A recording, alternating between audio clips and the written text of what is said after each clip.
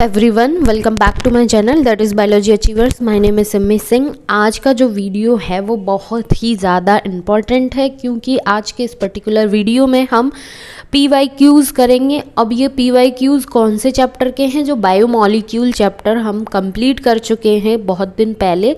सो उससे जितने भी बायोमॉलिक्यूल हैं उससे रिलेटेड जितने भी एग्ज़ाम में क्वेश्चंस पूछे गए नीट एग्ज़ाम में 2013 से 2022 तक में, वो सारे के सारे क्वेश्चंस जो हैं इस पर्टिकुलर वीडियो में हम सॉल्व करेंगे। सो इस पॉइंट ऑफ व्यू से, PYQs के पॉइंट ऑफ व्यू से ये वीडियो जो है वो बहुत ज़्यादा इम्पॉर्टेंट हो जाता है। आई होप कि जो बायोमॉलिक्यूल्स का चैप्टर हमने कंप्लीट किया था, सारे बायोमॉलिक्यूल्स को पढ़ा था, वो देखा होगा, वो सारे वीडियोस लेक्चर्स लिए होंगे। उसमें भी हमने एक आध PYQ जो है साथ ही साथ किया था, लेकिन यहाँ पे वो वाला PYQ फिर से भी करेंगे। और उसके अलावा जितने PYQs आए हैं एग्ज़ाम्स में वो सब के सब हम आज इस पर्टिकुलर वीडियो में डील करेंगे विद एक्सप्लेनेशन। सो वीडियो के एंड तक बने रहिएगा, जिससे कि एंड 2013 तक में जितने क्वेश्चंस पूछे गए हैं जिस भी ईयर में, वो सारे के सारे हम इस पर्टिकुलर वीडियो में सॉल्व करने वाले हैं, जो कि बहुत हेल्पफुल रहेगा एग्ज़ाम के पॉइंट ऑफ व्यू से। और उससे ये भी समझ में आएगा कि कितना लेवल है क्वेश्चंस का, किस तरीके के क्वेश्चंस आते हैं और कितना डेप्थ में हमें कॉन्सेप्ट जो है, कोई भी पर्टिकुलर टॉपिक जो है उसको कितना डेप्थ में तैयार करना है। सो स्टार्ट करते हैं 2020-22 के क्वेश्चन से। पहला क्वेश्चन जो है उसको पहले पढ़ते हैं। सो क्वेश्चन सॉल्व करते टाइम सबसे पहले अपना दिमाग जो है उसको बहुत एक्टिव मोड में रखना है, इधर उधर नहीं चलाना है। एक्टिव मोड में कहने का मतलब ये हो गया कि सबसे पहले क्वेश्चन में ये देखना है करेक्ट, इनकरेक्ट, राइट, रॉन्ग, किस तरीके का क्वेश्चन में हमसे सवाल पूछा गया है। उसके बाद उसको अच्छे से पढ़ना है, उसके ऑप्शंस को देखना है और बहुत ही ध्यान से, बहुत ही शांति से क्वेश्चन को पढ़ के उसका करेक्ट आंसर निकालना है। किस चीज़ के बारे में पूछा गया है वो चीज़ ध्यान में रखते हुए। सो जैसे कि ये फर्स्ट क्वेश्चन जो है इसमें हमसे पूछा है अ डिहाइड्रेशन रिएक्शन। अब dehydration reaction means removal of water, water molecule का रिमूवल होता है। Links to glucose molecules to produce maltose. अगर यदि कार्बोहाइड्रेट वाला जो कॉन्सेप्ट था, मॉलिक्यूल जो हमने डील किया था कार्बोहाइड्रेट के बारे में, अगर वहाँ पर देखा होगा कि जो दो ग्लूकोज मॉइटीज़ जब ऐड होती हैं तो क्या बनाती हैं, ये माल्टोज जो है उसका फॉर्मेशन होता है। अब ये जो माल्टोज बना, इसमें क्या होता है, एक वाटर मॉलिक्यूल जो है उसका लॉस हो जाता है। ठीक है। So link to glucose molecules to produce maltose if the formula of glucose. अब ग्लूकोज का फॉर्मूला भी दे दिया, वाओ, C6H12O6, जो कि हमें ऑलरेडी पता होना चाहिए कि ये ग्लूकोज का फॉर्मूला है C6H12O6। ठीक है। Then what is the formula of maltose. अब ग्लूकोज का फॉर्मूला दे दिया, माल्टोज बन रहा है ऐसे बता दिया, लेकिन माल्टोज का फॉर्मूला क्या होता है भाई, ये इतना सिंपल सी चीज़ हमसे पूछी है क्वेश्चन में। अब हमें पूरी रिएक्शन के बारे में भी बता दिया कि दो ग्लूकोज मॉलिक्यूल्स ऐड हुए डिहाइड्रेशन रिएक्शन के थ्रू। ठीक है। अब इतना हमें पता ही होगा कि अगर यदि हमने कार्बोहाइड्रेट वाला जो मॉलिक्यूल वाला वीडियो था वो लेक्चर अटेंड किया है, किस तरीके से C6H12O6 दो ग्लूकोज मॉलिक्यूल हो गए। अब इसमें से एक वाटर मॉलिक्यूल जो है उसका क्या होगा, रिमूवल होगा। जब एक वाटर मॉलिक्यूल मीन्स कि ये पूरा का पूरा जो फॉर्मूला है दो ग्लूकोज का, इसमें से दो हाइड्रोजन एटम एंड एक ऑक्सीजन एटम जो है वो रिमूव हो जाएगा। तो C6 जो कार्बन है उसमें कोई फ़र्क आ रहा है, नहीं आ रहा है, तो दोनों कार्बन मिलकर क्या बना देंगे, C12, 6 + 12 हो गए। दो क्या हो रहा है, H आयंस, हाइड्रोजन एटम्स जो हैं वो रिमूव हो रहे हैं। सो 12 इसके, ठीक, और 12 दूसरे के। तो ये हो गया हमारा टोटल 24 हाइड्रोजन एटम्स होते हैं एक ग्लूकोज में। अब इसमें से हमारे 2 तो वाटर मॉलिक्यूल के फॉर्मेशन में रिमूव हो जा रहे हैं, तो सिर्फ और सिर्फ हमारे पास कितने बचते हैं, टोटल बचता है 22 हाइड्रोजन एटम्स। सो क्या हो जाएगा H22 और एक ऑक्सीजन रिमूव हो रहा है, तो 6 12 ऑक्सीजन होते हैं, उसमें से एक ऑक्सीजन निकल गया, तो ऑक्सीजन कितने बच्चा 11। सो माल्टोज का फॉर्मूला क्या हो जाएगा हमारा C12H22O11। अब ये हो गया हमारा माल्टोज का फॉर्मूला। अब हमें स्टेटमेंट जो दे रखे हैं उन पे जाना है कि ये इस तरीके का फॉर्मूला किसी भी ऑप्शन में दिया हुआ है। C12H22O11 नहीं, ये नहीं होगा। C12H20 20 भी नहीं होगा। C12H24 ये भी नहीं होगा। C12H22O11 ये एग्जैक्ट मैच करता है हमारे कॉन्सेप्ट को फॉलो करते हुए। सो करेक्ट आंसर क्या हो जाएगा इस क्वेश्चन का C12H22O11 जो कि माल्टोज का फॉर्मूला होता है। और इतना भी दिमाग लगाने की ज़रूरत नहीं है, अगर यदि कार्बोहाइड्रेट का जो लेक्चर है वो अटेंड किया होगा तो 2 मिनट में आ जाएगा कि C12H22O11 माल्टोज का फॉर्मूला होता है। उसके बाद नेक्स्ट क्वेश्चन की तरफ मूव करते हैं। अब क्वेश्चन में पहले पढ़ते हैं कि हमसे क्या दिया है। रीड दी फॉलोइंग स्टेटमेंट, कुछ स्टेटमेंट दे दिए ऑन लिपिड्स, लिपिड के बारे में कुछ स्टेटमेंट दे दिए हैं हमें, and find out correct statement, set of statement. अब ये जो कुछ स्टेटमेंट दिए हैं इनमें से कौन सा करेक्ट है वो चीज़ हमें फाइंड आउट करनी है। सो सबसे पहले समझ में आया कि लिपिड के बारे में दिया हुआ है और उसमें से भी जो लिपिड की प्रॉपर्टीज़ के बारे में जो सही इन्फॉर्मेशन है वो ऑप्शंस हमें इसमें से निकालने हैं। ठीक है, अब लिपिड का बायोमोलिक्यूल जो लिपिड है उसके बारे में पढ़ा होगा तो हम ये क्वेश्चन सॉल्व कर लेंगे, नहीं पढ़ा होगा तो फिर तो कोई कर ही नहीं सकता ना। सो फर्स्ट ऑप्शन क्या है, lecithin found in the plasma membrane is a glycoprotein. अब ये जो लिसिथिन होता है, ठीक है, लिसिथिन जो प्रेजेंट होता है ये एक्चुअल में ग्लाइकोप्रोटीन नहीं, ये होती है फॉस्फोलिपिड होता है।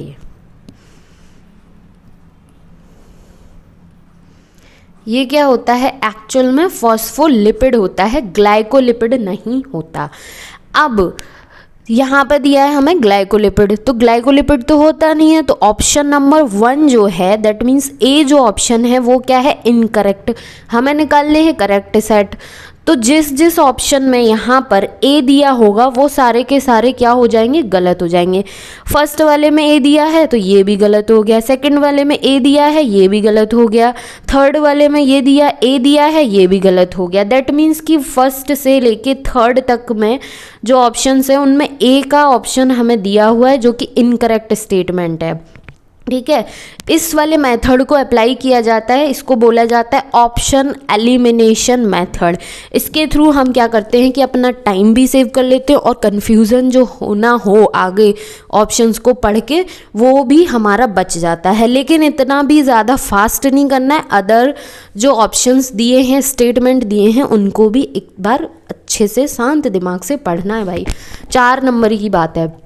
सो सेकेंड ऑप्शन में क्या दिया है, saturated fatty acid possesses 1 or more double bond C bonds. तो सैचुरेटेड जो फैटी एसिड होते हैं उनके बारे में बताया गया है कि क्या कहते हैं, जो सैचुरेटेड फैटी एसिड हैं उनमें डबल बॉन्ड, एक या एक से ज़्यादा डबल बॉन्ड पाया जाता है।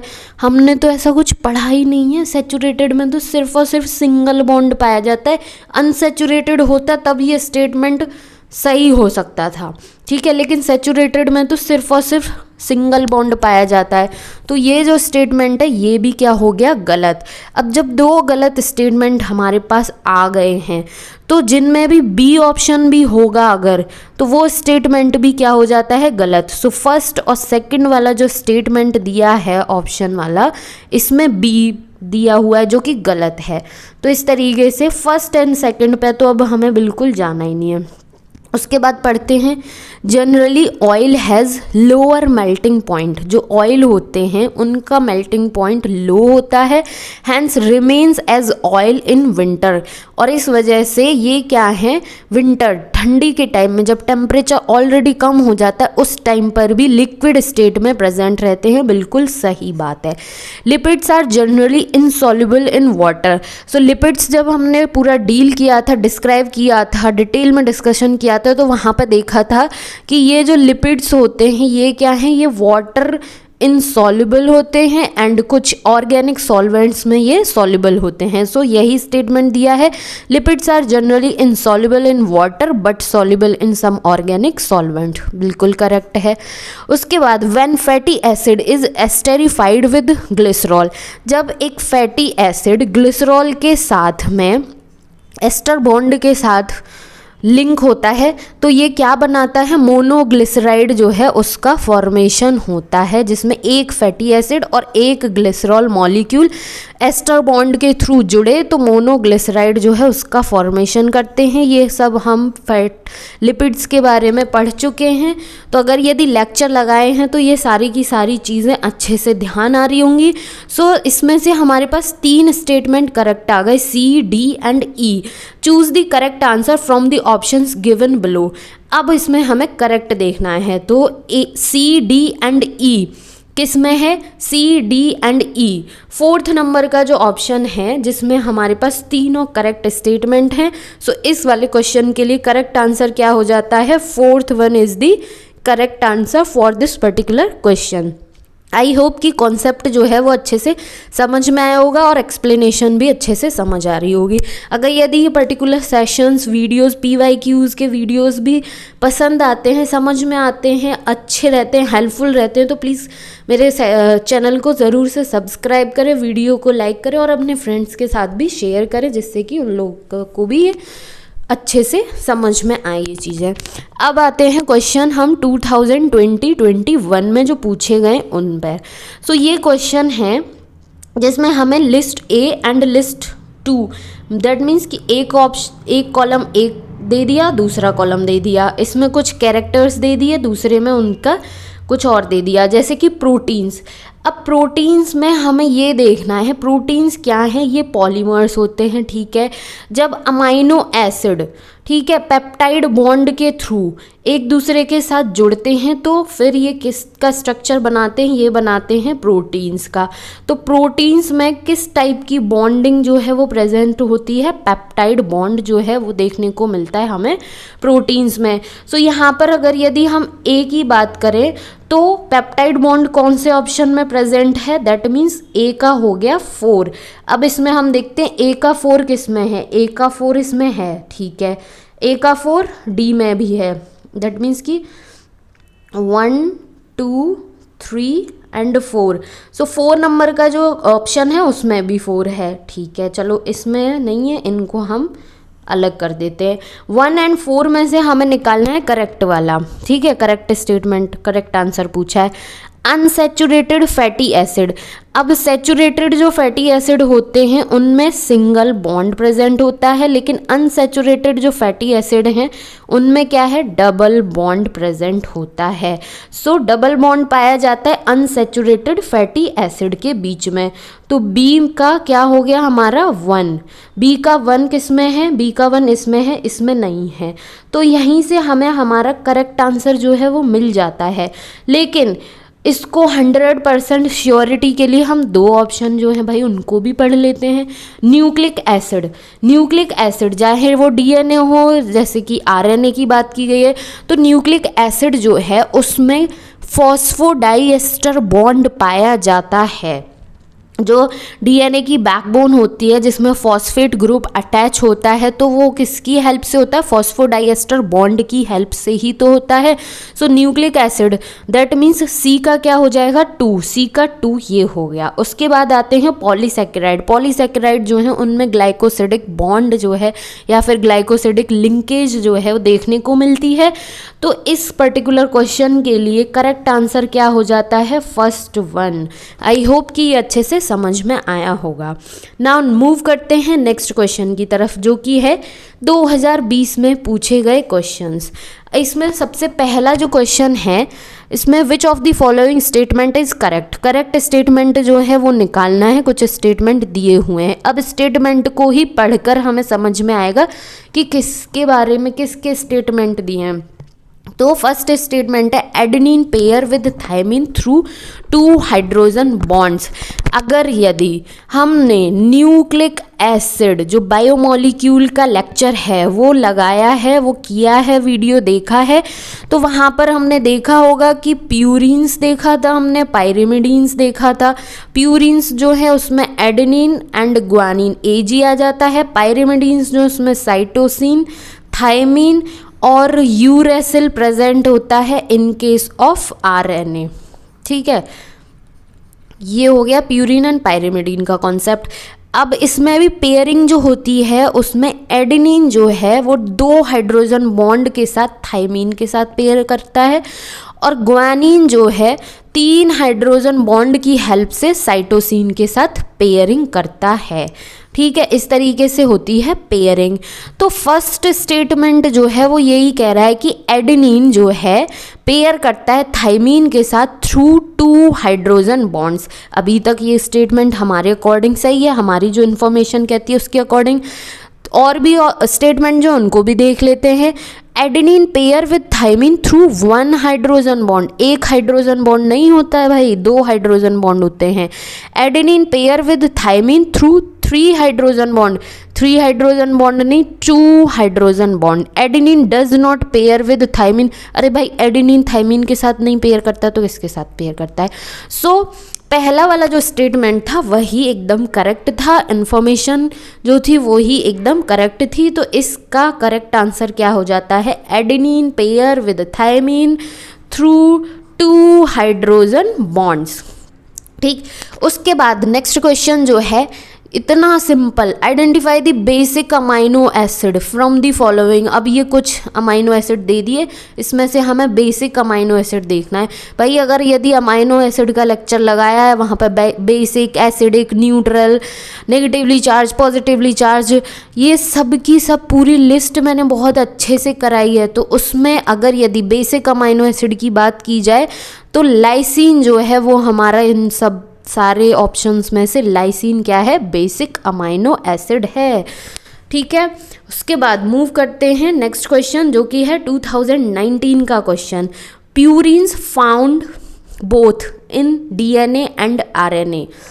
अब प्यूरिन का फिर से कॉन्सेप्ट आ गया भाई। प्यूरिन्स जो हैं वो क्या होते हैं? Adenine and guanine. Adenine thymine के साथ पेयर करता है, ग्वानिन साइटोसिन के साथ पेयर करता है। अब प्यूरिन्स की ही बात की गई है, पायरिमिडीन पर तो जाना ही नहीं है। तो found both in DNA and RNA, दोनों में पाया जाता है, DNA में भी और RNA में भी, एडेनिन एंड थायमीन। ठीक, एडेनिन एंड ग्वानिन। प्यूरिन क्या होते हैं? सिर्फ और सिर्फ A और G, एडेनिन एंड ग्वानिन जो हैं वो प्यूरिन के अंदर आते हैं। और क्या कहते हैं? एडेनिन भी देखने को मिलता है हमारा किसमें? DNA में, थायमीन के साथ पेयरिंग करता है। ग्वानिन जो है साइटोसिन के साथ पेयरिंग कर रहा है। RNA जो है उसमें क्या होता है कि जो यूरेसिल होता है, ठीक है, यूरेसिल जो है वो प्रेजेंट होता है अलग से, लेकिन यहाँ पे तो सिर्फ और सिर्फ प्यूरिन्स की बात की गई है। तो एडेनिन एंड ग्वानिन जो है वो क्या हो जाएंगे? हमारे प्यूरिन्स होते हैं जो कि दोनों में प्रेजेंट होते हैं, DNA एंड RNA में। So for this particular question the correct statement is adenine and guanine. ठीक है, ये भी देखना है क्वेश्चन में कि भाई सिर्फ और सिर्फ प्यूरिन्स की बात की गई है, प्यूरिन्स में एडेनिन एंड ग्वानिन आता है, तो सिंपल सी बात है। अब ये बात है, ये क्वेश्चन है 2017 का, दैट मीन्स 2018 में कोई भी क्वेश्चन नहीं आया बायोमोलिक्यूल से। ओहो, इतना बड़ा चैप्टर, इतने सारे बायोमोलिक्यूल्स, इतना सब कुछ होने के बाद भी एक भी क्वेश्चन नहीं आया। कोई बात नहीं, और सारे ईयर्स में तो आए। सो 2017 का क्वेश्चन है जिसमें DNA फ्रेगमेंट्स के बारे में पूछा गया है। अगर यदि DNA फ्रेगमेंट्स मीन्स DNA की कुछ प्रॉपर्टीज़ देखी हों तो उसमें देखा होगा कि डीएनए जो है उसमें फॉस्फेट ग्रुप प्रेजेंट होता है। अब ये जो फॉस्फेट ग्रुप है ये क्या है, इस पर नेगेटिव चार्ज प्रेजेंट होता है। अब इस पर नेगेटिव चार्ज प्रेजेंट होने की वजह से डीएनए जो है वो किस तरीके का होता है, नेगेटिवली चार्ज्ड बायोमॉलिक्यूल होता है डीएनए। ये रीज़न होता है किसका, डीएनए के नेगेटिवली चार्ज्ड होने का। ठीक है, और अगर यदि एक ये देखा हो जेल इलेक्ट्रोफोरेसिस, ठीक है, या फिर जहाँ पर डीएनए के कंटेंट को इलेक्ट्रोड और कैथोड वाले से रन कराया जाता है, तो ये क्या करता है, नेगेटिव पॉजिटिव से, दैट मीन्स कि नेगेटिव से पॉजिटिव की तरफ मूव कर रहा होता है, क्योंकि डीएनए क्या है, नेगेटिवली चार्ज्ड है। सो डीएनए फ्रेगमेंट्स कैसे होते हैं, इतना तीम झाम करने की ज़रूरत नहीं है, सिर्फ इतना सा कॉन्सेप्ट दिमाग में रखना है कि फॉस्फेट ग्रुप प्रेजेंट होता है जो कि नेगेटिव चार्ज कैरी करता है, और उसके नेगेटिव चार्ज होने की वजह से ही डीएनए जो है वो नेगेटिवली चार्ज्ड मॉलिक्यूल होते हैं। ठीक है, न्यूट्रल नहीं होते, पॉजिटिव भी नहीं होते, नेगेटिव भी नहीं होते, पॉजिटिवली भी नहीं होते, सिर्फ और सिर्फ कैसे होते हैं, negatively charged molecule, negatively charge fragment होता है डीएनए। आई होप कि ये कॉन्सेप्ट भी अच्छे से समझ में आया होगा। उसके बाद देखते हैं ये वाला क्वेश्चन। ये वाला क्वेश्चन ऑलरेडी हम जब एंजाइम का, बायोमॉलिक्यूल एंजाइम के बारे में पढ़ रहे थे तो वहाँ पर भी हमने ये क्वेश्चन जो है सॉल्व किया था, लेकिन यहाँ पर भी देख लेते हैं। So which one of the following statement is correct with reference to enzyme. Enzyme के रेफरेंस में कुछ स्टेटमेंट दिए हैं और उसमें से करेक्ट वन जो स्टेटमेंट है वो हमें निकालना है। यहाँ पर हमें होलो एंजाइम से रिलेटेड क्वेश्चन जो है वो पूछा गया है। अब होलो एंजाइम जो है वो क्या होता है भाई, अगर पता है तो जल्दी से क्वेश्चन सॉल्व हो जाएगा, नहीं पता है तो अटके रहेंगे। तो यहाँ पर हम देख लेते हैं कि जो होलो एंजाइम है उसमें दो पार्ट होते हैं, प्रोटीन पार्ट होता है और एक नॉन प्रोटीन पार्ट होता है। ठीक, प्रोटीन पार्ट जो होता है उसको हम एपो एंजाइम के नाम से जानते हैं। ये क्या होता है, ये प्रोटीन पार्ट होता है। और जो नॉन प्रोटीन पार्ट होता है उसको हम प्रोस्थेटिक ग्रुप के नाम से जानते हैं। अब ये जो प्रोस्थेटिक ग्रुप है ये कोई कोएंजाइम जैसे कि विटामिन्स भी हो सकता है, कोई भी कोफैक्टर हो सकता है। ये दैट मीन्स कि coenzyme and cofactor are also non protein part. ये होता है कॉन्सेप्ट होलो एंजाइम का। अब यहाँ से हमें करेक्ट स्टेटमेंट निकालना है भाई। सो होलो एंजाइम बराबर दे रखा है हमें apo enzyme plus coenzyme. Apo enzyme protein part हो गया, कोएंजाइम यहाँ पर हम देख रहे हैं कि प्रोस्थेटिक ग्रुप का पार्ट होता है जो कि नॉन प्रोटीन पार्ट होता है। ठीक है, अभी तक तो हमें ये करेक्ट लग रहा है, लेकिन और भी देख लेते हैं। कोएंजाइम बराबर apo enzyme plus holo enzyme, ऐसा कुछ नहीं होता भाई। होलो एंजाइम जो है वो मिलकर बना होता है दो पार्ट से, protein part and non protein part. So इस तरीके से ये तो गलत हो गया। होलो एंजाइम जो है वो कोएंजाइम प्लस कोफैक्टर, दोनों नॉन प्रोटीन पार्ट नहीं होते, एक प्रोटीन पार्ट होगा और एक नॉन प्रोटीन पार्ट होगा। एपो एंजाइम जो है वो होलो एंजाइम प्लस कोएंजाइम से मिलकर बना होता है, नहीं जी। सो फर्स्ट स्टेटमेंट जो है वो क्या हो जाता है, हमारा करेक्ट हो जाता है। क्यों? क्योंकि होलो एंजाइम जो है वो apo enzyme protein part plus non protein part coenzyme या फिर कोफैक्टर भी हो सकता है, या फिर दोनों को ना दे के प्रोस्थेटिक ग्रुप भी दिया जा सकता है। सो नॉन प्रोटीन पार्ट में ये चेक कर लेना है कि कौन सा वाला दिया हुआ है, तो उस तरीके से हमें होलो एंजाइम का कॉन्सेप्ट निकाल लेना है। करेक्ट आंसर क्या हो जाता है इस क्वेश्चन का, first option, that is holo enzyme जो है वो एपो एंजाइम प्लस को एंजाइम से मिलकर बना है। इस पर्टिकुलर क्वेश्चन के लिए ये स्टेटमेंट एकदम करेक्ट हो जाता है। ये जो कोएंजाइम है ये ना दे के सीधा सीधा बहुत सिंपल सा और पूछना होता तो ये भी लिख सकते थे कि प्रोस्थेटिक ग्रुप, इस तरीके से भी लिखा जा सकता है। प्रोस्थेटिक ग्रुप ना लिख के, कोएंजाइम ना लिख के कोफैक्टर भी हो सकता था यहाँ पे, तब भी ये स्टेटमेंट करेक्ट होता। ठीक है, नाउ मूव करते हैं नेक्स्ट क्वेश्चन की तरफ। Which of the following are not polymeric. अब इसमें से हमें ये देखना है कि कौन सा बायोमॉलिक्यूल जो है वो पॉलीमेरिक नहीं है। प्रोटीन्स की बात करें तो ये किसके, अमाइनो एसिड के पॉलीमर्स होते हैं। ठीक है, पॉलीसेकेराइड क्या होते हैं, ऑलरेडी बहुत सारे शुगर मॉलिक्यूल से बनकर मोनोसेकेराइड्स, जब बहुत सारे मोनोसेकेराइड जो हैं मिलकर एक स्ट्रक्चर बनाते हैं तो उसको हम किस नाम से जानते हैं, पॉलीसेकेराइड। तो पॉलीसेकेराइड किसके पॉलीमर होते हैं, मोनोसेकेराइड के।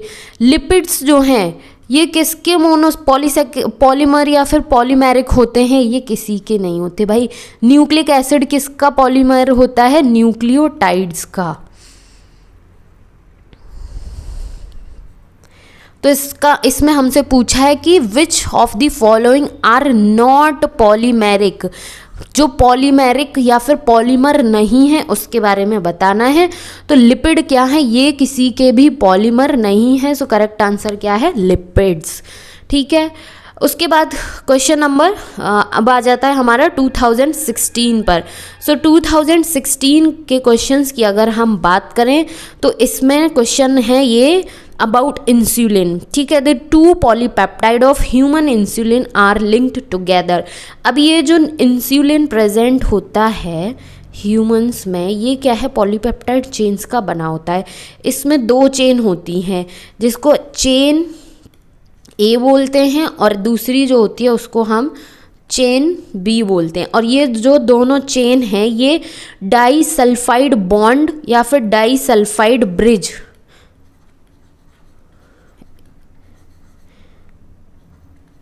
इसके थ्रू एक दूसरे के साथ क्या होती हैं, कनेक्टेड होती हैं, लिंक्ड होती हैं। ठीक है, सो करेक्ट आंसर क्या है इसका, डाइसल्फाइड ब्रिज या फिर डाइसल्फाइड बॉन्ड, कुछ भी बोल सकते हैं हम इसको, ये हो जाता है इसका करेक्ट आंसर। अब नेक्स्ट क्वेश्चन जो है question number 87, the correct statement पूछ रहा है रिगार्डिंग आरएनए एंड डीएनए। अब जब न्यूक्लिक एसिड अगर यदि पढ़ा है, करा है बायोमोलिक्यूल न्यूक्लिक एसिड, तो उसमें डीएनए और आरएनए की हमने प्रॉपर्टीज़ जो हैं वो बहुत अच्छे से करी थी। तो डीएनए एंड आरएनए में के स्टेटमेंट दिए हुए हैं, इनमें से हमें करेक्ट स्टेटमेंट जो है वो चूज़ करना है। सो फर्स्ट स्टेटमेंट क्या कह रहा है, sugar component in RNA. RNA का जो शुगर कंपोनेंट होता है उसको हम राइबोज शुगर के नाम से जानते हैं। डीएनए का जो शुगर कंपोनेंट होता है उसको 2-डीऑक्सी-राइबोज के नाम से जानते हैं। ठीक है, अगर ये चीज़ पता है तो हम इसका correct answer with in minute निकाल लेंगे। So the sugar component in RNA is arabinose. Arabinose नहीं है भैया, सिर्फ और सिर्फ क्या है, राइबोज है। तो ये क्या हो गया, ये तो पहले से ही गलत हो गया, आगे पढ़ने की ज़रूरत नहीं है भाई। The sugar component in RNA is ribose. ठीक है, यहाँ पर एकदम सही बात बोली है कि राइबोज जो है वो शुगर कॉम्पोनेंट होता है आरएनए में। And the sugar component in DNA is 2-डीऑक्सी-राइबोज। जो शुगर कॉम्पोनेंट है डीएनए का वो क्या है, 2-डीऑक्सी-राइबोज। एकदम सही, करेक्ट है, करेक्ट एकदम। आगे भी पढ़ लेते हैं। The sugar component in RNA is arabinose. फिर से अरेबिनोज दे दिया, फिर से गलत हो गया। The sugar component in RNA is 2-डीऑक्सी-राइबोज। अरे भैया, आरएनए में ये हो जाएगा तो डीएनए में क्या होगा, डीएनए कहाँ जाएगा, तो ये भी गलत हो गया। तो इस वाले क्वेश्चन में जो सही इन्फॉर्मेशन हमारे पास दी गई है और जो हमारी नॉलेज के अकॉर्डिंग है वो क्या है, ऑप्शन नंबर 2 कि आरएनए का जो शुगर कंपोनेंट होता है वो राइबोज होता है एंड डीएनए का 2-डीऑक्सी-राइबोज होता है। सो करेक्ट स्टेटमेंट क्या हो जाता है, सेकंड वाला, the sugar component in RNA is ribose and the sugar component in DNA is 2-डीऑक्सी-राइबोज। और ये जो शुगर कंपोनेंट है इसकी जो प्रेजेंस है और शुगर कंपोनेंट क्या है इसी की, यही तो मेन डिफरेंस भी होता है डीएनए एंड आरएनए में। उसके बाद नेक्स्ट क्वेश्चन जो है इसमें हमसे रॉन्ग स्टेटमेंट पूछा है। इसको हम इनकरेक्ट भी बोल सकते हैं कि कौन सा इनकरेक्ट स्टेटमेंट है, ये चीज़ ठीक है, तो कुछ स्टेटमेंट दे दिए हैं मिला जुलाकर बायोमोलिक्यूल्स से।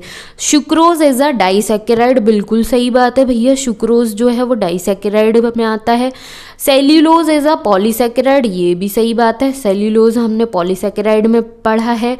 यूरेसिल इज अ पायरिमिडीन, ये भी सही बात है। जो प्यूरिन्स में एडेनिन एंड ग्वानिन आता है, पायरिमिडीन में साइटोसिन, थायमिन एंड यूरेसिल आता है। सो यूरेसिल इज अ पायरिमिडीन, ये भी सही स्टेटमेंट है।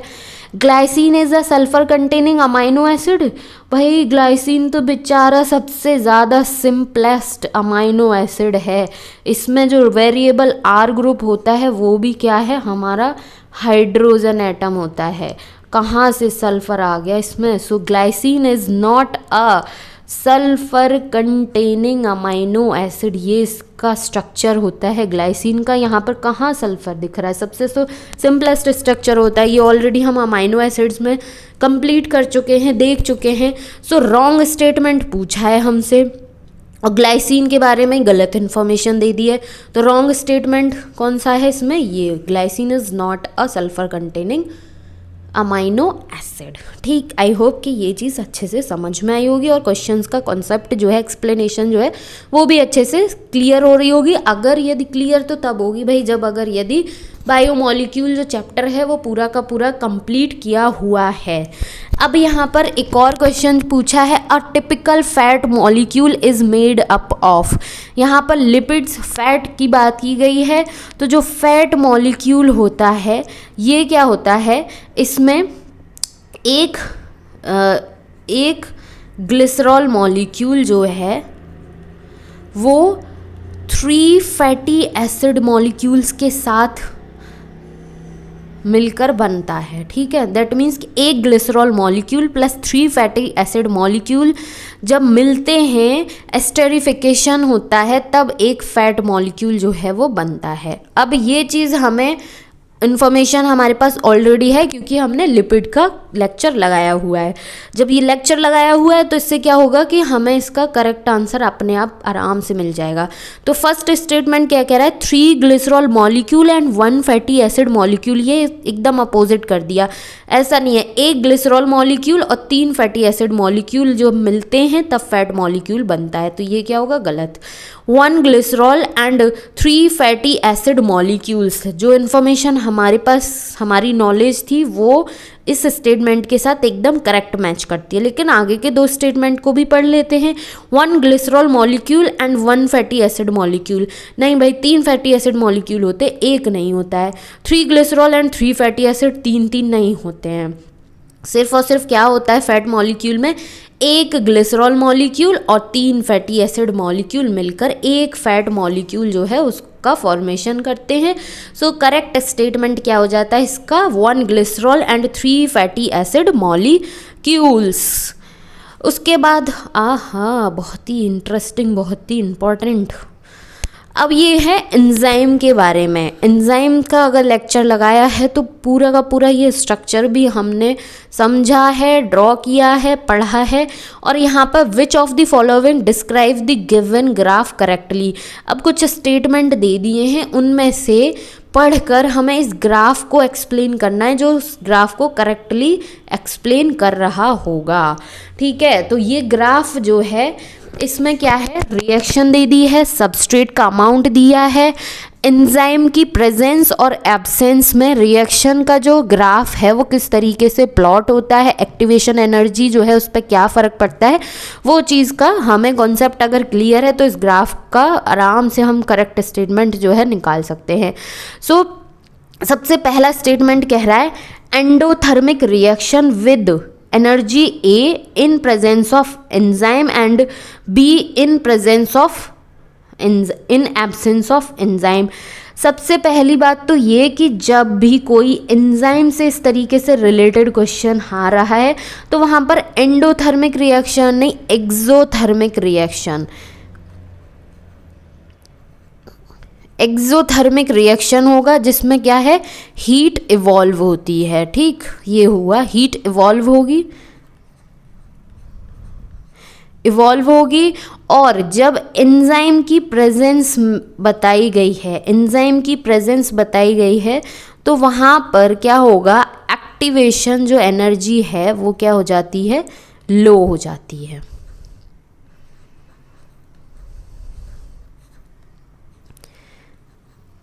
ये चीज़ हो गई। तो फर्स्ट स्टेटमेंट जो है वहाँ पर हमें दिया है एंडोथर्मिक, एंडोथर्मिक नहीं एक्सोथर्मिक होगा। तो सबसे पहले हम देख लेते हैं कि एंडोथर्मिक किस किस में दिया है। फर्स्ट ऑप्शन में एंडोथर्मिक है, थर्ड में भी एंडोथर्मिक है, तो पहला और तीसरे पे तो हमें जाना ही नहीं है। दूसरा स्टेटमेंट पढ़ते हैं, एक्सोथर्मिक रिएक्शन, ठीक है, विद एनर्जी ए वाला जो है एनर्जी, इसके बारे में बताया कि exothermic with energy A in the presence of enzyme. Yes, अगर यदि एंजाइम प्रेजेंट होगा तो क्या होगा, एक्टिवेशन एनर्जी जो है वो कम हो जाएगी, लो हो जाएगी। और बी वाला जो ग्राफ है वो कह रहा है कि be in the absence of enzyme, ठीक है। एक्सोथर्मिक चौथा वाला ऑप्शन भी पढ़ लेते हैं, exothermic reaction with energy A in absence of enzyme. अगर यदि यहाँ पर ए वाले रिएक्शन में एंजाइम एब्सेंट होता तो इसकी एक्टिवेशन एनर्जी लो नहीं होती, इसकी एक्टिवेशन एनर्जी जो है वो हाई होती। तो फोर्थ ऑप्शन जो है वो क्या है, गलत स्टेटमेंट हो जाता है। अब हमसे क्वेश्चन में बोला है कि करेक्ट स्टेटमेंट निकालना है, तो करेक्ट स्टेटमेंट क्या हो जाता है, exothermic reaction with energy A in presence of enzyme and be in absence of enzyme. जब एंजाइम एब्सेंट होगा तो एकदम से पीक जो है वो बहुत रैपिड पीक मिलेगी, बहुत फास्ट रिएक्शन होगी क्योंकि कोई एंजाइम ही नहीं है। लेकिन जब जैसे ही हमारा एंजाइम आएगा, वो सबस्ट्रेट एंजाइम की बाइंडिंग, सबस्ट्रेट की और एंजाइम की बाइंडिंग होगी तो एक्टिवेशन एनर्जी अपने आप कम हो जाएगी और इसमें हीट इवॉल्व होगी। सो इस तरीके से ऑप्शन नंबर 2 जो है वो करेक्ट हो जाता है इस क्वेश्चन का। आगे की तरफ मूव करते हैं।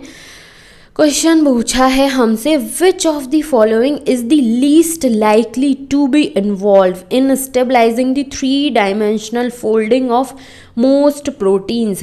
3 डायमेंशनल फोल्डिंग या फिर टर्शरी स्ट्रक्चर जो है प्रोटीन्स का, उससे रिलेटेड क्वेश्चन जो है वो यहाँ पर पूछा गया है। अब ये जो टर्शरी स्ट्रक्चर है ये क्या होता है, मोस्ट फेवरेबल स्ट्रक्चर होता है, और कह सकते हैं कि इस वाले स्ट्रक्चर पर आकर ही प्रोटीन अपनी फंक्शनैलिटी जो है उसको गेन करती है। और यहाँ पर डिफरेंट टाइप के इंटरेक्शंस जो हैं वो देखने को मिलते हैं, जैसे कि hydrogen bonding, electrostatic interaction, hydrophobic, hydrophilic, ठीक है। तो यहाँ पर कुछ स्टेटमेंट दे रखे हैं, उनमें से लीस्ट लाइकली जो कम से कम जो प्रोटीन का 3 डायमेंशनल फोल्डिंग है उसमें प्रेजेंट हो, उसको स्टेबलाइज करने में इन्वॉल्व हो रहा हो, वो चीज़ निकालनी है। तो हाइड्रोजन बॉन्ड्स तो बहुत ज़्यादा अच्छा खासा इंपॉर्टेंट रोल प्ले करते हैं, इलेक्ट्रोस्टैटिक इंटरेक्शन भी करते हैं, हाइड्रोफोबिक इंटरेक्शन भी करते हैं, लेकिन एस्टर बॉन्ड्स इस तरीके का तो कोई देखा ही नहीं था हमने प्रोटीन के स्ट्रक्चर में। सो लीस्ट लाइकली जो इन्वॉल्व होता है 3 डायमेंशनल स्ट्रक्चर जो प्रोटीन की फोल्डिंग वाला है उसको स्टेबलाइज करने में, वो कौन सा है, एस्टर बॉन्ड्स है। सो करेक्ट आंसर क्या है इसका, ester bond is the correct answer for this question. उसके बाद मूव करते हैं नेक्स्ट 2015 पर पहुंच गए हम। यहाँ पर क्वेश्चन दिया है, विच of the following biomolecule does have a phosphodiester bond. अब फॉस्फोडाइएस्टर बॉन्ड जो है वो किस बायोमोलिक्यूल में पाए जाते हैं, तो न्यूक्लिक एसिड, ठीक है। न्यूक्लिक एसिड में जब हमने डीएनए पढ़ा था, डीएनए में जो फॉस्फेट ग्रुप है जो कि डीएनए बैकबोन पर प्रेजेंट होता है, तो ये जो फॉस्फेट ग्रुप जब अटैच होता है शुगर मॉलिक्यूल के साथ तो कौन से बॉन्ड के थ्रू, फॉस्फोडाइएस्टर बॉन्ड के थ्रू ही तो अटैच होता है। सो फॉस्फोडाइएस्टर बॉन्ड किस वाले बायोमोलिक्यूल में देखने को मिलता है, न्यूक्लिक एसिड में। So which of the following biomolecule does have a phosphodiester bond, कौन सा बायोमोलिक्यूल है जिसमें फॉस्फोडाइएस्टर बॉन्ड पाया जाता है, तो nucleic acid in nucleotides. Fatty acid नहीं भैया, फैटी एसिड में कहाँ होता है, मोनोसैकेराइड में भी नहीं होता, अमाइनो एसिड में भी नहीं होता, सिर्फ और सिर्फ कहाँ देखने को मिलता है फॉस्फोडाइएस्टर बॉन्ड? फॉस्फोडाइएस्टर बॉन्ड देखने को मिलता है nucleic acid in a nucleotide. Correct answer क्या है? Option number 1।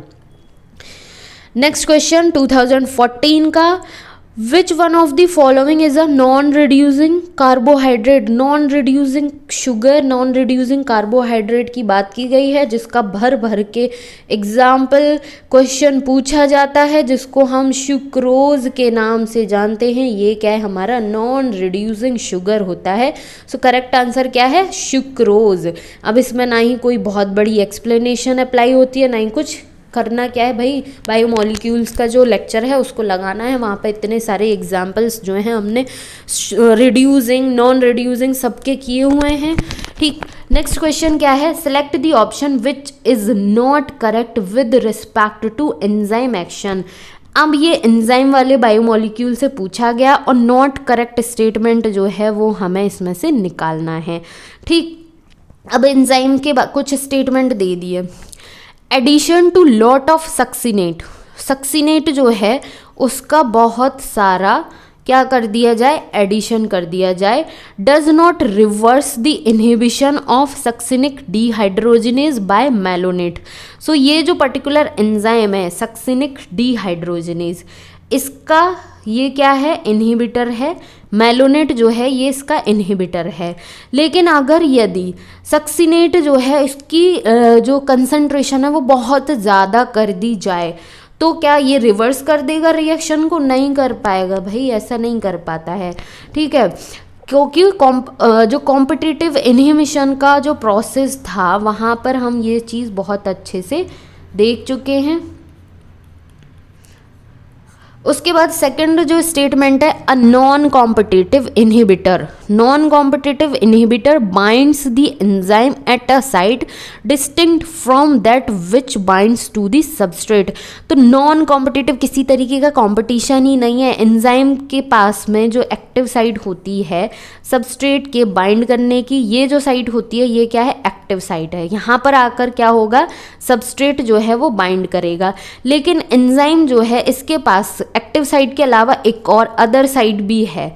ठीक है, अदर साइड जो है यहाँ पर इनहिबिटर मॉलिक्यूल आकर बाइंड करेगा। इसको ये जो एक्टिव साइट है इससे कोई मतलब ही नहीं है, लेना देना ही नहीं है। बाइंड करे ना बाइंड करे सबस्ट्रेट, उसको कोई फ़र्क नहीं पड़ता। उसकी अपनी खुद की एक साइट है, वो वहाँ पर जाकर बाइंड करेगा। इस तरीके का कॉन्सेप्ट हम नॉन कॉम्पिटिटिव इनहिबिटर में पढ़े हैं और ये एकदम सही बात बोली गई है यहाँ पर भी। Malonate is a competitive inhibitor of succinic dehydrogenase. ये एग्जाम्पल के तौर पर हम कॉम्पिटिटिव इनहिबिटर के कॉन्सेप्ट में देख चुके हैं कि मेलोनेट जो है वो सक्सिनिक डीहाइड्रोजिनेज एंजाइम का क्या होता है? इनहिबिटर होता है। और ये जो सिंबल है इस तरीके से, अगर कहीं पर भी इस तरीके का सिंबल दिखता है तो ये किसका? इनहिबिशन का सिंबल होता है। ठीक, substrate bind with enzyme at its active site. हाँ भाई, एक्टिव साइट जो होती है एंजाइम की वहीं पर आकर सबस्ट्रेट जो है वो बाइंड करता है। तो ऑप्शन नंबर 2, 3 एंड 4 हमारे पास करेक्ट इन्फॉर्मेशन है और फर्स्ट ऑप्शन जो है वो इनकरेक्ट इन्फॉर्मेशन है और इनकरेक्ट के बारे में ही हमसे पूछा है। सो सही आंसर क्या हो जाता है इस क्वेश्चन का? Option number 1 for this particular question. I hope कि ये कॉन्सेप्ट अच्छे से क्लियर हुआ होगा। अगर नहीं भी क्लियर हुआ है तो उसके लिए क्या करना है भाई, एंजाइम जो बायोमोलिक्यूल हमने किया है उसका लेक्चर लगाना है, वहाँ से डिटेल में डिस्कशन जो हुआ है वो चीज़ें पढ़नी है, उसके बाद ही तो क्वेश्चंस जो हैं हम सॉल्व कर पाएंगे। अब यहाँ पर सेंट्रल डोगमा जो होता है उससे रिलेटेड क्वेश्चन पूछा गया है। सेंट्रल डोगमा मैं पहले बता दूँ कि एक्चुअल में होता क्या है। सो ये है डीएनए। अगर यदि डीएनए से डीएनए का फॉर्मेशन हो रहा है तो रेप्लिकेशन हो गया। अगर यदि डीएनए से एमआरएनए बन रहा है, ये हो गया रेप्लिकेशन। इसको हम शॉर्ट में रेप्लिकेशन को इस तरीके से भी लिखते हैं। डीएनए से अगर यदि एमआरएनए बन रहा है तो ये जो प्रोसेस होता है, जिस प्रोसेस के थ्रू बनता है डीएनए से एमआरएनए, उसको हम ट्रांसक्रिप्शन के नाम से जानते हैं। ट्रांसक्रिप्शन। और एमआरएनए से जो प्रोटीन का फॉर्मेशन होता है, प्रोटीन जो बनती है, ये किस प्रोसेस के थ्रू होती है? ये होता है ट्रांसलेशन। ये सीक्वेंस होता है कि रेप्लिकेशन के बाद क्या आता है, ट्रांसक्रिप्शन के बाद ट्रांसलेशन, ये प्रोसेस चलता है। अब यहाँ पर the diagram show an important concept in the genetic implication of DNA, filling the blanks A to C. A, B और सी के बारे में हमें बताना है, ठीक है। यहाँ पर डीएनए से डीएनए जो बना, ये रेप्लिकेशन का प्रोसेस हो गया, इससे रिलेटेड हमें कोई भी इंफॉर्मेशन नहीं बतानी। लेकिन जब डीएनए से एमआरएनए बन रहा है, और हम देख चुके हैं कि जब डीएनए से एमआरएनए का फॉर्मेशन होता है तो वो ट्रांसक्रिप्शन प्रोसेस के थ्रू होता है। तो सबसे पहला ए जो होगा वो हमारा क्या होगा, ट्रांसक्रिप्शन, ठीक है। ट्रांसलेशन और ट्रांसक्रिप्शन में कंफ्यूज नहीं होना है।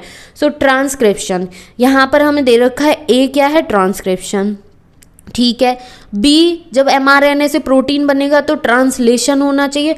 भाई रेप्लिकेशन कहाँ से आ गया, एमआरएनए से प्रोटीन बनना रेप्लिकेशन थोड़ी होता है। तो ये क्या है, ये तो हो गई गलत।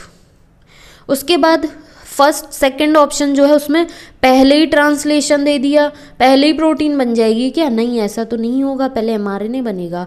थर्ड ऑप्शन जो है उसमें दिया है ट्रांसक्रिप्शन, ठीक है, डीएनए से एमआरएनए बना ट्रांसक्रिप्शन प्रोसेस के थ्रू। उसके बाद एमआरएनए से प्रोटीन जो है वो बनेगा ट्रांसलेशन के थ्रू, ये भी ठीक है। अब ट्रांसलेशन के थ्रू प्रोटीन बन गया। प्रोटीन जो टर्म है वो किसने प्रपोज्ड किया था, फ्रांसिस क्रिक नाम के साइंटिस्ट थे, उन्होंने प्रोटीन जो है उसके बारे में बताया, प्रोटीन टर्म जो है उसको प्रपोज्ड किया था। सो करेक्ट आंसर क्या हो जाएगा भाई, इसका जो फिल करने पर हमें ए टू सी जो फिल करने पर मिलेंगे वो क्या होगा, option number third, that is transcription, translation and Francis Crick is the correct answer for this question. Move करते हैं next question. The essential chemical component of many coenzymes. अब जो कोएंजाइम्स जो होते हैं, बहुत सारे इसेंशियल केमिकल कंपोनेंट होता है कोएंजाइम्स, ठीक है। अब इसमें कोएंजाइम्स क्या होते हैं, कोएंजाइम्स जो हैं वो वाइटामिन्स, जितने वाइटामिन्स जो होते हैं, वाइटामिन्स में भी जो विटामिन बी कॉम्प्लेक्स होता है, स्पेशली B2, B3, B5, ये जो विटामिन बी कॉम्प्लेक्स होता है ये एक्ट करता है as a coenzyme. Proteins coenzyme की तरह करते हैं, न्यूक्लिक एसिड कार्बोहाइड्रेट नहीं जी। एसेंशियल केमिकल कंपोनेंट ऑफ बहुत सारे कोएंजाइम्स का जो एसेंशियल केमिकल कंपोनेंट होता है वो क्या होता है, वाइटामिन्स होते हैं। ये चीज़ हम ऑलरेडी पढ़ चुके हैं एंजाइम वाले लेक्चर में। तो करेक्ट आंसर क्या है, vitamins. Next question, macromolecule chitin. Chitin के बारे में पूछा है। मैक्रोमोलिक्यूल जो काइटिन है ये किस तरीके का मैक्रोमोलिक्यूल है, इसके प्रॉपर्टीज बेस्ड क्वेश्चन है। सो काइटिन जो है वो क्या है, हमने सबसे पहले नैग देखा था, एन एसिटाइल ग्लूकोसामीन रेजिड्यू से मिलकर बनाए। सो ये क्या है, नाइट्रोजन कंटेनिंग मैक्रोमोलिक्यूल पॉलीसैकेराइड है, ठीक, और इसी के बारे में हमसे पूछा गया है। सो काइटिन जो है नाइट्रोजन कंटेनिंग पॉलीसैकेराइड, ठीक है, ये तो एकदम सही बात बोली है। फॉस्फोरस नहीं, फॉस्फोरस नहीं होता, सल्फर भी नहीं होता, सिंपल पॉलीसैकेराइड है, नहीं जी, नाइट्रोजन कंटेनिंग पॉलीसैकेराइड होता है काइटिन। सो करेक्ट आंसर क्या हो जाएगा, नाइट्रोजन कंटेनिंग पॉलीसैकेराइड। उसके बाद लंबा चौड़ा क्वेश्चन आ गया, फॉस्फोग्लिसराइड। अब ये जो टर्म है फॉस्फोग्लिसराइड, फॉस्फो से हमें समझ में आ रहा है भाई कि फॉस्फेट ग्रुप अटैच होगा, ग्लिसराइड से समझ में आ रहा है हमारे पास इसमें ग्लिसरॉल भी होगा, ठीक है, ग्लिसरॉल भी होगा, फॉस्फोग्लिसराइड, ठीक है। अब ये ग्लिसराइड है, मींस फैट वाला जो हमने लेक्चर लगाया है वहाँ पर अगर ये लेक्चर अटेंड किया है तो हमें समझ में आएगा कि फॉस्फोग्लिसराइड जो है वो सैचुरेटेड भी हो सकता है, अनसैचुरेटेड भी हो सकता है, जिसमें ग्लिसरॉल मॉलिक्यूल होगा और उसके साथ फॉस्फेट ग्रुप जो है वो अटैच होगा। इस तरीके से स्ट्रक्चर जो है वो फॉस्फोग्लिसराइड का बना हुआ होता है। So a phosphoglyceride is always made up of saturated molecule भी हो सकता है, अनसैचुरेटेड फैटी एसिड मॉलिक्यूल भी हो सकता है। तो ओनली अ सैचुरेटेड फैटी एसिड नहीं भाई, ओनली नहीं होता है, ठीक है। ओनली अनसैचुरेटेड भी नहीं होता, असैचुरेटेड और अनसैचुरेटेड, ठीक है। सैचुरेटेड भी हो सकता है, अनसैचुरेटेड फैटी एसिड भी हो सकता है, जो कि एस्टर बॉन्ड के थ्रू ग्लिसरॉल मॉलिक्यूल इससे अटैच होगा और उसके साथ में फॉस्फेट ग्रुप जो है वो भी अटैच होगा। जैसा कि ये वाली जो इन्फॉर्मेशन है इसके अकॉर्डिंग ये ऑप्शन क्या है, सही बात बोल रहा है फॉस्फोग्लिसराइड के बारे में। फोर्थ ऑप्शन में क्या है, असैचुरेटेड और unsaturated fatty acid esterified to phosphate group. नहीं भाई, एस्टेरिफाइड, एस्टर बॉन्ड के थ्रू ग्लिसरॉल मॉलिक्यूल अटैच होगा, ठीक है। तो करेक्ट आंसर क्या हो जाएगा कि फॉस्फोग्लिसराइड जो है वो किस चीज़ से बने होते हैं, सैचुरेटेड या अनसैचुरेटेड फैटी एसिड जो कि एस्टेरिफाइड होता है ग्लिसरॉल मॉलिक्यूल से, to which a phosphate group is attach, जिससे फॉस्फेट ग्रुप अटैच होता है। उसके बाद खत्म हो गया, वाह। चलो, तो इसी के साथ हमारे 2022 से 2013 तक में जितने बायोमॉलिक्यूल्स से क्वेश्चंस पूछे गए हैं वो सारे के सारे हमारे हो जाते हैं यहाँ पर कवर। आई होप कि ये जो पर्टिकुलर वीडियो है बहुत हेल्पफुल रहेगा PYQ से रिलेटेड, और वीडियो अच्छी लगती है, समझ में आती है, हेल्पफुल रहती है तो प्लीज़ चैनल को ज़रूर से सब्सक्राइब करें, वीडियो को लाइक करें, अपने फ्रेंड्स के साथ शेयर करें, कंटिन्यू बेसिस पर स्टडी करते रहें, अपनी हेल्थ का ध्यान रखें। नेक्स्ट वीडियो जो होगा उसमें भी हम PYQs ही करेंगे, लेकिन किसके, cell cycle and cell division, जो चैप्टर अभी रिसेंट में हमारा कंप्लीट हुआ है उस